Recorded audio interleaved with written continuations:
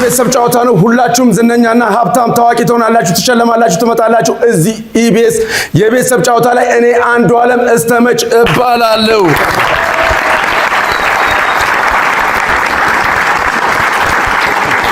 በዚህ በኩል የባለትዳር ቤተሰቦች ይታየናል። በዚህ በኩል ደግሞ የላጤ ቤተሰቦች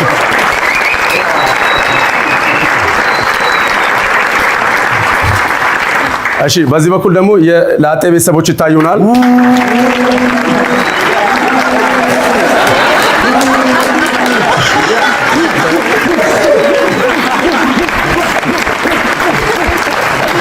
እሺ፣ እንግዲህ ትዳር ክቡር ነው። የምንጀምረው ከባለ ትዳር